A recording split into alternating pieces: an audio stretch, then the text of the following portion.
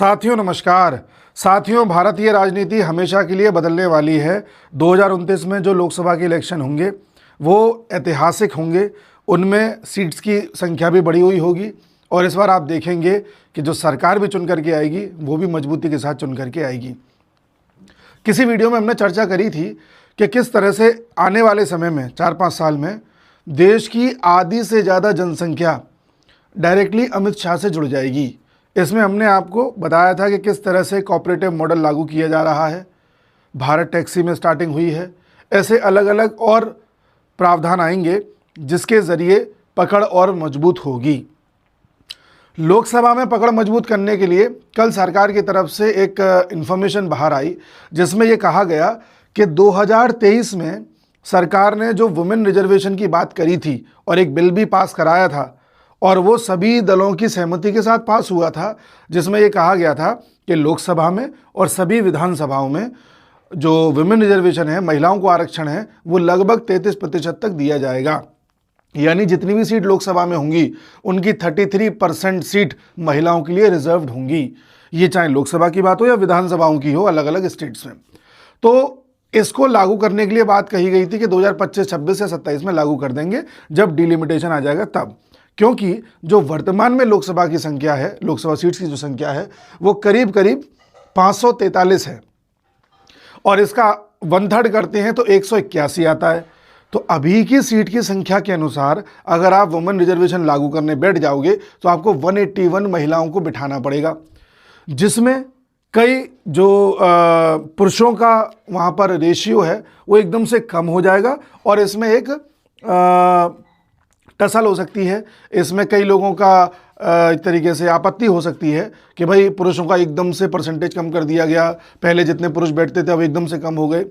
तो एकदम से इस चीज़ को लागू नहीं किया जा सकता था। अगर आपको महिलाओं की बढ़ी हुई संख्या लागू करनी है तो लोकसभा की सीट्स भी बढ़ानी होंगी, जिससे कि पुरुषों का भी अनुपात उतना ही बना रहे जितना अभी बना हुआ है।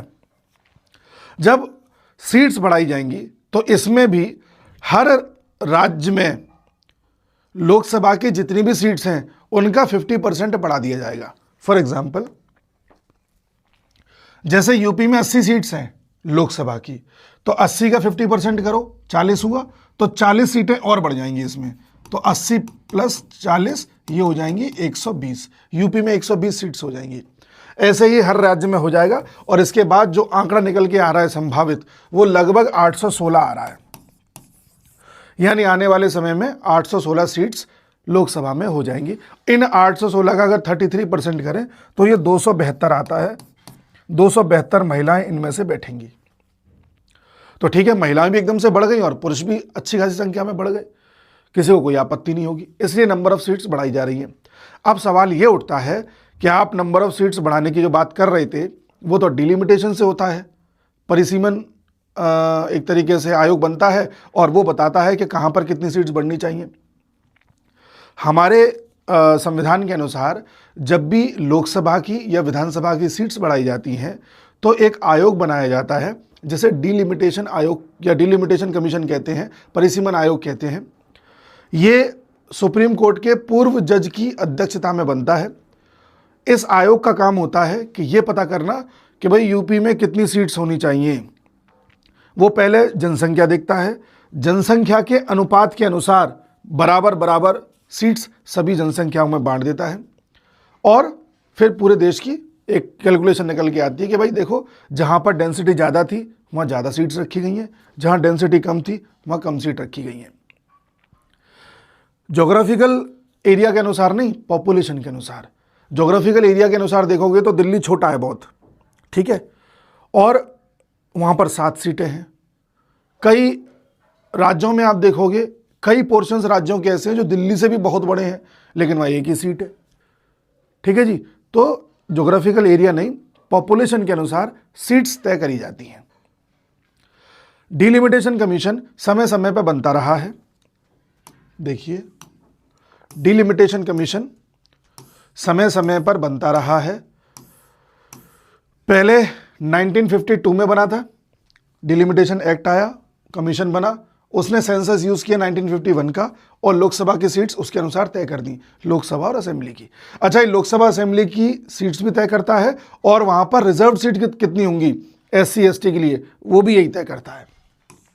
फिर 1962 में बना, 1963 में इसने अपनी रिपोर्ट दी और यूज़ किया सेंसस 1961 का। पहले सेंसस हर 10 साल में हो रहा था। फिर 1973 में बना, सेंसस यूज़ किया 1971 का, ठीक है। और इसके बाद 1976 में 42वां संशोधन ला करके सीट्स की संख्या को फ्रीज कर दिया गया। यह कह दिया गया कि इसके अनुसार अब जो सीट बढ़ गई हैं इनको इतना ही रखो और 2002 में सोचेंगे कि इसका क्या करना है। 2001-2002 में, फिर 2001-2002 में फिर इसे बढ़ा करके 2026 तक कर दिया गया कि तब देखेंगे इसका क्या करना है। तो 2026 में तो वैसे भी सीट्स बढ़नी थी, इसीलिए सरकार सीट्स बढ़ाने पर भी ज़्यादा जोर दे रही है। तो इस समय कितनी सीट्स हो गई थी, 545 या 43 का है, वो 2 सीट्स हमारी POK वाली होती हैं। तो 543 सीट्स 1971 से चली आ रही हैं और तब से अब तक जनसंख्या कितनी बढ़ गई है, तो रिप्रेजेंटेशन भी बढ़ना चाहिए, उस हिसाब से भी सीट्स बढ़नी चाहिए। फिर देखिए 2002 में हुआ था ये, 2001 का सेंसस यूज़ किया, लेकिन इसमें total seats unchanged due to freeze until 2026 तक इसे फ्रीज कर दिया गया था, ठीक है। डिलिमिटेशन कमीशन इस तरह से आया था। अच्छा, डिलिमिटेशन कमीशन संविधान के कौन से अनुच्छेद या आर्टिकल्स का यूज़ करता है? 82 यूज़ करता है, ठीक है। फिर आर्टिकल 170 यूज़ करता है, आर्टिकल 330 और 332 यूज़ करता है जिसमें रिजर्वेशन दे रहा है, आर्टिकल 327 यूज़ करता है जिसमें पार्लियामेंट को पावर दे रहा है कि इससे संबंधित आप नियम बना सकते हो। फिर आर्टिकल 329A दे रहा है जिसमें जो भी डिलिमिटेशन कमीशन कहेगा, जो भी अपनी सिफारिश देगा, उसे आप कोर्ट में चैलेंज नहीं कर सकते। तो इस तरह से संविधान से इसे शक्तियां प्राप्त होती हैं, लेकिन ये संवैधानिक निकाय नहीं है, कॉन्स्टिट्यूशनल बॉडी नहीं है, ये स्टैच्यूरी बॉडी है, वैधानिक निकाय है।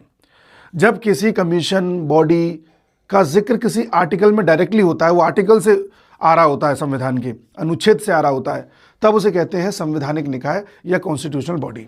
जैसे यहाँ लिखा होता कि आर्टिकल 170 कहता है कि डिलिमिटेशन कमीशन होगा, तो डिलिमिटेशन कमीशन संवैधानिक बॉडी हो जाता। लेकिन यहाँ पर डिलिमिटेशन कमीशन की बात ना करके उसको शक्तियां दी जा रही हैं इन आर्टिकल्स के द्वारा, ठीक है जी। तो कहना मैं क्या चाह रहा हूं कि डिलिमिटेशन कमीशन अब बनेगा जो कौन सा सेंसस यूज करेगा। अभी आपने देखा जैसे 1952 में बना तो 51 का सेंसस यूज किया, 62 में बना तो 61 का सेंसस यूज किया, 72 में बना तो 71 का सेंसस यूज किया, 2001 में बना तो 2001 या 2 में बना था तब 2001 का सेंसस यूज किया। सेंसस कब हुआ था? 2000 में, 2001 में हुआ था, तब का यूज किया था। लेकिन अब जो बन रहा है कायदे से उसे 2021 का सेंसस यूज करना चाहिए था, लेकिन 2021 में तो जनगणना हो ही नहीं पाई क्योंकि कोरोना आ रखा था, तो उसे टाल दिया गया। टाल करके जनगणना अब स्टार्ट होनी है 2026-27 में, और जनगणना जब स्टार्ट होगी, सेंसस स्टार्ट होगा, तो इसे पूरा होने में करीब करीब 2-2.5 साल लग जाएंगे। फिर उसकी रिपोर्ट आएगी, उसके बाद फिर डिलिमिटेशन लगेगा अपने काम में, फिर इसे टाइम लग जाएगा 1-1.5 साल का, फिर इसकी रिपोर्ट आएगी, फिर बहस होंगी, फिर जाकर के कहीं कानून आएगा और लागू हो पाएगा और सीट्स बढ़ पाएंगी। इसमें 2029 पार हो जाएगा। तो सरकार देरी नहीं करना चाहती। सरकार ने कहा है कि 2011 का जो सेंसस है उसी का यूज करो और उसी के अनुसार सीट्स बढ़ा दो। समझ गए आप?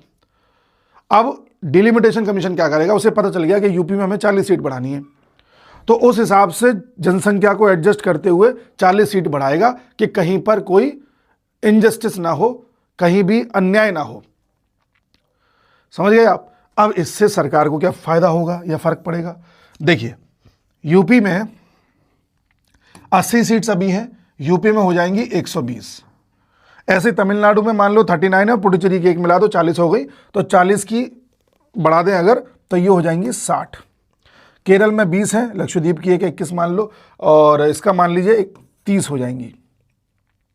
तो होगा ये कि विद द टाइम आप देखोगे कि राजस्थान, हरियाणा, दिल्ली, उत्तराखंड, यूपी, बिहार, झारखंड, छत्तीसगढ़, महाराष्ट्र, MP, गुजरात, इतनी बेल्ट देख लो आप। ये वो क्षेत्र है जहां बीजेपी ढंग से जीतती है, और कई राज्य ऐसे हैं जहां लैंडस्लाइड विक्ट्री लेकर के आती है। यूपी में भी तगड़े तरीके से जीत रही थी। इसी बार 2024 में यूपी में डेंट पड़ा है, जिससे आप देख रहे हैं कि पूर्ण बहुमत भी नहीं आ पाया। अब मान लीजिए ये लागू हो जाता है, उसके बाद यूपी की 120 सीट्स, दिल्ली में 7 सीटें हैं तो इसका बढ़ा दो आप, 7 का आधा करोगे 10 व 11 सीटें हो जाएंगी। दिल्ली की 11 सीट्स मान लो आप, ठीक है। हरियाणा की 10 हैं तो 10 की 15 सीट्स हो जाएंगी। राजस्थान के 25 हैं तो 25 की लगभग 36 सीट्स हो जाएंगी। गुजरात के 26 हैं तो इसकी भी लगभग 36 ही मान लो। एमपी में 29 हैं तो 29 की आप 40 मान लो। महाराष्ट्र में 48 हैं तो इसकी 72 मान लो। छत्तीसगढ़ में 11 हैं तो इसकी 16 मान लो। झारखंड में 14 हैं 21 मान लो। बिहार में 40 हैं तो इसकी 60 मान लो। अब इन सब का आप टोटल करोगे तो करीब करीब आएगा 427 के आसपास। और जब 816 सीट्स हो जाएंगी तो उसमें बहुमत कितना हुआ करेगा, यानी कितने पर पूर्ण बहुमत की सरकार आ जाएगी। 816 का आधा कर दो 408, तो 409 सीट्स अगर आप ला रहे हो तो पूर्ण बहुमत आपका मान लिया जाएगा। और इतने ही राज्य कितनी सीट्स दे रहे हैं, 427। तो बीजेपी तो बस इतने राज्यों को टारगेट करके चले, अपना काम चलाती रहेगी। वो तो अभी भी हो सकता है इतने पे। तो इसमें साउथ इंडियन स्टेट्स ये कहेंगे कि साहब हमारे साथ तो अन्याय हो रहा है। अगर ये जो डिलिमिटेशन होना है ये पॉपुलेशन के आधार पर सरकार बोल देती तो पॉपुलेशन डेंसिटी नॉर्थ में ज़्यादा है, फिर तो नॉर्थ में और ज़्यादा सीट्स बढ़ जाती। ये हो सकता है 427 की बजाय ये 500 हो जाती, और साउथ में उतनी नहीं बढ़ पाती, फिर तो बवाल हो जाता नॉर्थ साउथ का। इसे सरकार ने कह दिया कि हर स्टेट में 50% बढ़ा दो, चाहे नॉर्थ की हो या साउथ की हो, रेशियो तो वही रहेगा जो भी है। तो साउथ वालों को दिक्कत तो नहीं आनी चाहिए, लेकिन इस तरह के आंकड़े देख करके हो सकता है मैनिपुलेशन ये लोग करें और इसी बात पर बवाल करें कि साहब हमारा तो कोई फिर रिप्रेजेंटेशन ज़्यादा रह ही नहीं जाएगा, आप लोग तो सिर्फ इन्हीं पर ध्यान दोगे। ऐसी बातें आ सकती हैं। साथ ही एक बात और आ सकती है कि आप महिलाओं को आरक्षण दे रहे हो तो फिर उन सीट्स का क्या जो ऑलरेडी रिजर्व्ड होती हैं। आपको पता होगा कि जब भी लोकसभा के असेंबली के चुनाव होते हैं तो कुछ सीटें रिजर्व्ड होती हैं SC ST के लिए, कि यहाँ से जो कैंडिडेट खड़ा होगा वो SC ही होगा। तो ऐसी स्थिति में वो वाला रिजर्वेशन काम करेगा या महिला वाला करेगा, ऐसी स्थिति में दोनों काम करेगा। जैसे मान लीजिए यूपी में 40 सीट्स बननी है और यूपी में 120 सीट हो जाएंगी, इनका 1/3 करोगे आप तो कितना आएगा, 40 के आसपास आएगा, 40-42 सीट। तो यूपी में लगभग 40-42 महिलाएं खड़ी करनी पड़ेंगी। पता चला उनमें से कई सीट्स पर यह जरूरी हो गया है कि यहाँ महिला ही खड़ी करो, और ये भी जरूरी है कि यहाँ से SC ही होना चाहिए। तो फिर ऐसी महिला खड़ी होगी जो SC होगी, उस महिला को SC का भी रिजर्वेशन मिलेगा और महिला का भी रिजर्वेशन मिलेगा। समझ गए ना। ऐसा नहीं होगा कि SC का अलग चल रहा है महिला का अलग चल रहा है, फिर SC और महिला दोनों का एक हो जाएगा। तो इससे क्लैश नहीं होगा। कोई ये सोचे कि भाई SC का रिजर्वेशन कम कर देंगे, कोई ये सोचे कि महिला का कम कर देंगे, ना, दोनों का ही काम करेगा फिर वहाँ पर। समझ गए ना आप। किसी जगह से SC खड़ा होता है और कल को वहाँ पर पता चला कि महिला खड़ी करनी पड़ेगी, तो महिला को भी SC खड़ा करेंगे जो SC हो, ऐसी खड़ी करेंगे जो SC हो। समझ गए ना। तो इस तरह से होने जा रहा है पूरा डिलिमिटेशन, सरकार ने बोल दिया है। कुछ लोगों का कहना है कि खाड़ी में युद्ध चल रहा है, उससे ध्यान भटकाने के लिए सरकार एकदम से नया लेकर के आ गई है। कुछ लोगों का कहना है कि सरकार कुछ और करना चाह रही है तो ये ध्यान भटकाना चाह रही है। ये ऐसा मुद्दा नहीं है जो बहुत ज़्यादा ध्यान भटका दे। आप इसे सुनेंगे तो ऐसा थोड़ी कि दिन भर इसके बारे में सोचते रह जाएंगे कि अरे 800 सीट हो जाएंगी अब क्या करें। ये इट इज़ एन इन्फॉर्मेशन। और 2026 में बढ़नी भी थी, वुमेन रिजर्वेशन लागू भी करना था, और 2029 की तैयारी करनी है, तो अभी से ये काम करना पड़ेगा। इस लिहाज से इस घोषणा को किया गया है। अभी मान के चलिए जब 2029 में चुनाव हो रहा होगा और 272 मिनिमम महिलाएं चुन के आनी होंगी, तो चुनावी वादों पर कितना असर पड़ेगा, चुनावी प्रक्रियाओं पर। प्रक्रियाओं से मेरा मतलब है कि जिस तरह से आजकल आप देखते हो कि कोई पुरुष कैंडिडेट खड़ा होता है तो वो दारू की बोतल बंटवा देता है एक रात पहले, वो तमाम तरह की गुंडागिर्दी करवा देता है, वो हिंदू मुसलमान या जातीय संघर्ष करा देता है। महिलाओं में ये टेंडेंसी नहीं होती। आप इमेजिन कर सकते हो कोई महिला एक रात पहले दारू बंटवा रही है, यदा कदा कोई हो तो एक फ़र्क उसका भी पड़ेगा। गुंडागिर्दी जिस तरह से कोई पुरुष कैंडिडेट करा देता है महिला नहीं करा पाएगी, उसकी वो टेंडेंसी नहीं होती, तो उसका भी एक फ़र्क पड़ेगा। तो चुनावी प्रक्रिया में एक फ़र्क पड़ेगा। आप राजनीति में बदलाव होता देखेंगे। महिलाएं अपने हिसाब से वादे करेंगी, अपने हिसाब से टॉपिक्स लेकर के आएंगी, अपने हिसाब से मुद्दे लेकर के आएंगी। और जब महिलाओं का रिप्रेजेंटेशन होगा तो जो बाकी महिला वोटर्स हैं वो भी आकर्षित होंगी कि भाई हमको रिजर्वेशन दिया है या हमारा भी रिप्रेजेंटेशन हो रहा है अच्छा खासा, तो बीजेपी की तरफ टिल्ट होगा। तो धीरे धीरे व्यवस्थाएं ऐसी बनती जा रही हैं। आप देखना कि अगले 20-25 साल तक बीजेपी कहीं नहीं जा रही, मजबूती के साथ रहेगी। और एक बार अगर ये लागू हो गया, चूंकि ये लोकसभा और विधानसभाओं से भी कहा है कि तुम भी अपनी सीट्स बढ़ाओ अब इसी अनुपात में, अगर ये लागू हो गया तो अगला स्टेप होगा एक देश एक चुनाव, वन नेशन वन इलेक्शन।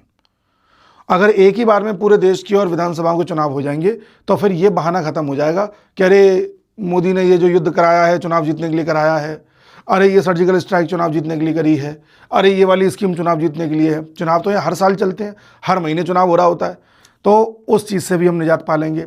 दूसरा, जो हमारे नेता लोग दिन भर चुनावों में व्यस्त रहते हैं, चुनावी रणनीति बनाते रहते हैं कि अब बंगाल कैसे जीते हैं, कि अब तमिलनाडु कैसे जीते हैं, अब यूपी कैसे जीते हैं, वो फिर एक ही बार में इस काम में लगेंगे और एक बार रिजल्ट आ गए तो फिर वो अपना काम कर सकेंगे।